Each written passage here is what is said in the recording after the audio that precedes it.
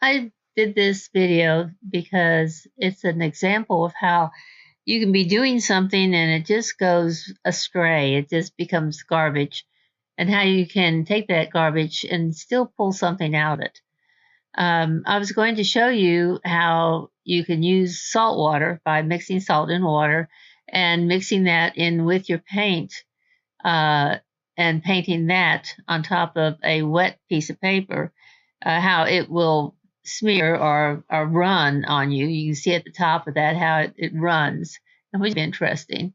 But then I went in, I put too much water, real water, on my brush, which kind of negated the salt, and it didn't do like I was hoping it would do.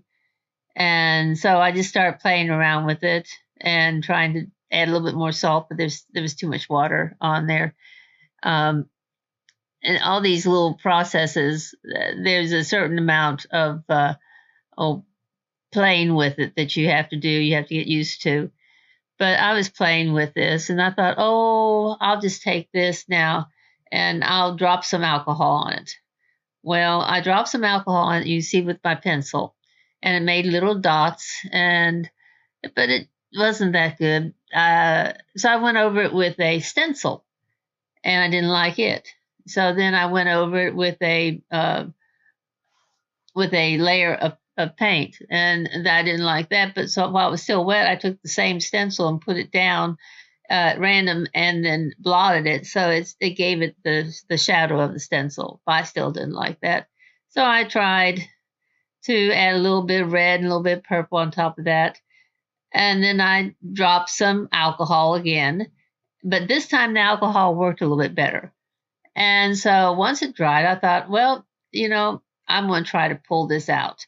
So here's an example of using sharp edge and soft edge by going in. And you don't want to go in and load your brush up with a lot of pigment.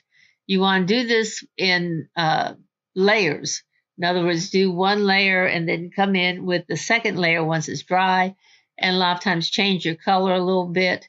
It makes it look a lot richer and not as flat. If you go in there with one big brush loaded with purple, real dark, it tends to be not as rich looking because you are not looking through different layers of different colors. You're just looking at one big, thick layer of one color. But so once I played with this and brought out the little drips, then I tried what's called neurographic drawing, and it's something that's kind of I found on the YouTube that they use to calm people down. If you get very nervous, you do some of this drawing. Well, I did it on top of this, and it kind of looked kind of neat. But I do have a link to neurographic drawing on my web page. So if you are interested in that, just go to there.